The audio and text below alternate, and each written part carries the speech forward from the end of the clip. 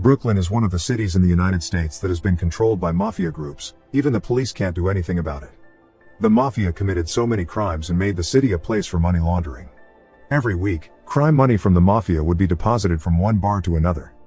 The bar workers had no idea about it all and were forced to keep their mouths closed and do what was told to them by the mafia. One of the bartenders was named Bob. Despite his common appearance, he once worked as a cold-blooded assassin. Now he often attended church to calm his mind and heart from all his sins in the past that haunted him every time. One night, when he came home from work, Bob found an injured dog in a trash can in front of someone's house. When he was about to look at it, the owner of the house named Nadia addressed him from the back door.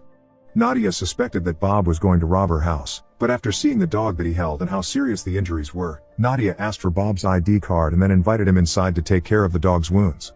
Just before they entered the house, someone was seen secretly spying on them from afar. Inside, Bob wondered why would someone use the back door instead of the front door. Nadia explained that she lived all by herself and worried that someone would rob her house, so she always locked the front door and never accepted any guests. Looking at the dog's wounds that looked like someone abused it with a rock, Nadia expected this to be its former owner's fault.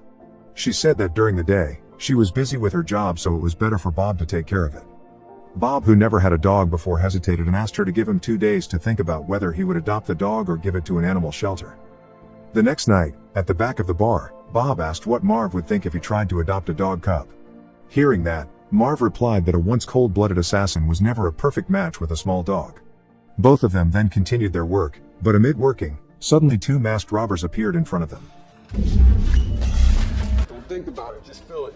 Fucking throw the bear! Fortunately, Bob oversaw one of the robbers' arms and saw a dead watch worn on it. After the 2 robbers left, Bob and Marv found the bar waiter lying badly injured. Marv then called an ambulance, and not long after, the police also appeared on the scene. When the police asked about the characteristics of the robbers, Bob explained that one of them was wearing a dead watch. The following morning at church, Bob kept thinking about the dog he found a couple of days ago. He finally decided to take care of it and went to Nadia's house because he couldn't calm down. That dog was named Rocco. Bob, who had no experience caring for dogs at all, asked Nadia to teach him. At the pet shop, Nadia accompanied Bob to buy various necessities and made a necklace for Rocco. After returning from the pet shop, a man was spying on them again, just like that night when they found Rocco. At night, Marv was seen secretly meeting one of the masked robbers from yesterday. Apparently, Marv was the one behind the robbery. He hired 2 criminals to rob his boss's bar due to gambling debts haunting him. Marv was furious with the robbers. Their carelessness yesterday beating the bar waiter badly caused him to call the ambulance and triggered the police visit. Marv then told the other robber to tell his friend to throw away his dead watch so the police wouldn't know their whereabouts. A week later, Bob and Marv were cleaning the back of the bar. When they were cleaning the snow, the mob boss who owned the bar named Chavka came there, all because of the news he heard about the robbery in the bar last week. He suddenly opened his van's back door and showed one of the grunts he tortured for betraying him. He then ordered them to get back all his money no matter what. He didn't want to hear any reason or complaint about it. The next day, when Bob was taking Rocco for a walk in the park, he met Nadia. She offered to take turns taking care of Rocco every time Bob was busy at work. Handed the offer, he happily accepted it. Before separating, they both exchanged cell phone numbers, and from that day, their relationship grew closer. Nadia often took the time to have lunch together and accompany Bob for a walk with Rocco almost every day, but that afternoon, after Nadia came home, a mysterious man that was spying on them finally appeared and greeted Bob. The man was Eric. He looked at him cynically while complimenting his dog, saying it was very cute, then immediately left. After returning home, suddenly someone knocked on Bob's door. Turned out the person knocking was Eric. Out of the blue, he said that Rocco was his dog. He even had Rocco's adoption certificate. He threatened that if Bob did not want to be reported to the police for kidnapping Rocco, he had to pay the sum of $10,000 within a week. Before leaving, Eric took Bob's umbrella while threatening that he could take Rocco whenever he wanted, just like what he did to the umbrella if Bob could not provide the money he asked for before next week. The next afternoon, when Bob and Marv were cleaning the trash, there was a suspicious plastic bag hanging on the fence. When checked, they were both shocked to see that the bag was filled with the same amount of money from the robbery last week and the dismembered hand of one of the robbers, complete with the dead watch on it. Confused, Marv ordered Bob to immediately get rid of the dismembered hand before the police found out. Inside, Bob looked confident dealing with such things a common person would not dare to deal with. Because of his background of being a former cold-blooded assassin, he didn't show any slightest hesitation to wrap the dismembered hand in plastic. Just when he finished, Eric suddenly came to the bar and asked for something to drink, but Marv immediately kicked him out, saying the bar wasn't open yet. Luckily, Eric didn't see what Bob was doing in the back. After that, Marv told Bob to dump it in the harbor. He brought Rocco to avoid suspicion. In the harbor, he checked around just to be safe and dumped the cut hand immediately when no one saw. Just when the hand drowned, the police who handled the bar robbery case days ago passed by and greeted him. Without the slightest suspicion, the policeman asked if Bob knows a man named Eric. Just now, Eric was in prison for murdering people at the bar where Bob worked, but unfortunately, he had to be released because the police lacked evidence. Getting no evidence, the police continued his investigation to another place. That night, Marv was seen meeting one of the robbers who was still alive. Marv offered a job to rob the bar again, but the robber refused. He didn't want to have a tragic death like his friend, without him knowing, was murdered by Marv because he was afraid of Chavka's threat.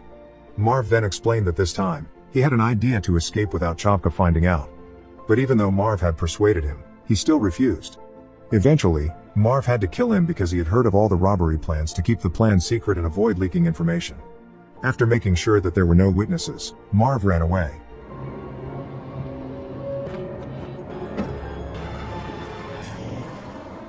The next day, Bob went to Nadia's house to leave Rocco before leaving for work. There, he told her that a few days ago, there was a man named Eric claiming to be the owner of Rocco. When she heard Eric's name, her expression changed. Bob kept asking the same questions about Eric until she got angry and went away. At the bar, he vented about Nadia. Bob asked Marv and other bar patrons about how to handle a sulking woman. Everyone laughed and said that there were no men that could handle women in a bad mood. Not long after, Chavka came to the bar and asked for his money that was robbed several days ago and told the bartenders that there would be a money laundering transaction in 2 days at the bar. When Bob returned home, Nadia was there waiting for Bob in front of the house. Bob invited her inside, and that was when she explained everything. Eric was the ex-boyfriend that made her traumatized. To avoid a heartbreaking talk, he changed the topic and invited her for a drink to enjoy the night together. They talked about many things until dawn. Bob then took her home. Before leaving, she thanked Bob for the night, even though it was just a casual chat. She thanked him for the heartwarming night. After years of being haunted by guilt, Bob finally was able to smile again, but when he returned home, he saw the umbrella that Eric took yesterday inside Rocco's cage. He was not aware that while taking Nadia, Eric must have secretly entered his house. The next morning, because he felt that Eric's actions had gone too far, Bob went to Eric's home, which he knew from Nadia. Eric said that he just wanted to give a warning that if he didn't pay until the due date, he would torture Rocco, just like in the past when Bob first found it in the trash.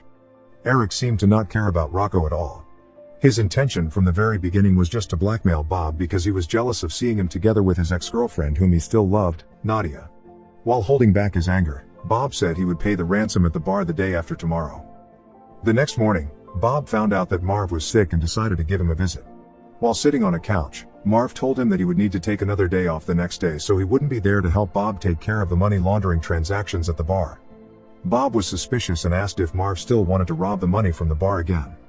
Turned out Bob already knew that Marv was the evil brain behind the robbery weeks ago and pretended not to know to keep away Marv from the trouble. This time, he warned Marv to cancel his stupid plan and to never underestimate Chavka.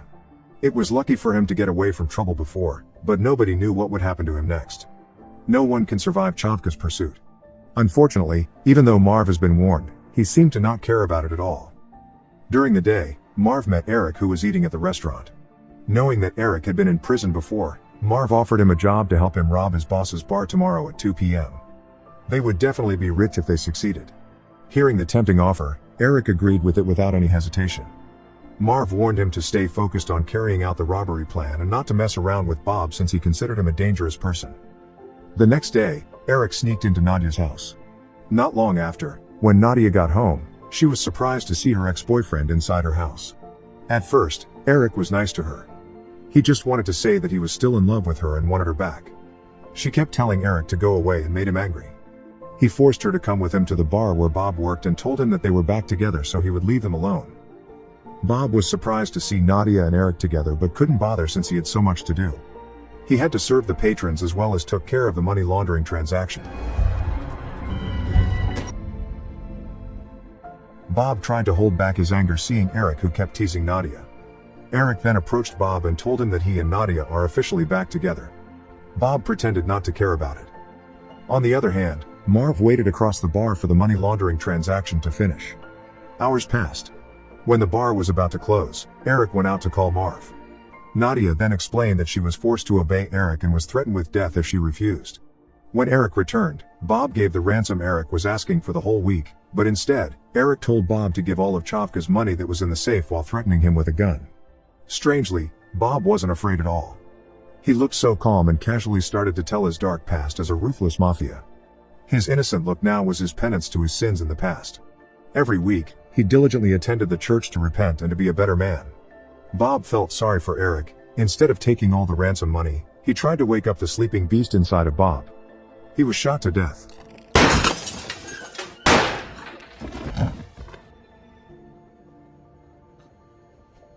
Seeing the man that she loved killed someone right in front of her eyes, Nadia was shocked. Bob tried to explain everything and asked her to go home. Turned out, Chavka already knew Marv's robbery plan all this time and asked one of his lads to kill Marv while waiting for Eric to come out of the bar. The man shot Marv on the spot. After cleaning up Eric's dead body, Bob contemplated all he had done. Since the shooting incident, Bob had never seen Nadia again. Even though Chavka had completely promoted Bob as the manager of the bar to replace Marv, it didn't make him happy. Every time he washed his hands, he felt the guilt crawling inside him, hurting his heart even more. One day, he couldn't hold his feeling any longer. He visited Nadia because he missed her so much. He asked her to have a walk with him and Rocco. He told her to choose to go inside and prepare herself to walk with him or stay inside and never came back. She went inside her house without saying a word. Seeing the woman he loved walk away, Bob felt heartbroken. He was afraid that Nadia wouldn't come back and that means he had to leave her forever. Bob waited there, standing still until finally the sound of Nadia's shoes is heard. Subscribe and turn on notifications for more videos like this and help the channel out. Thank you for watching.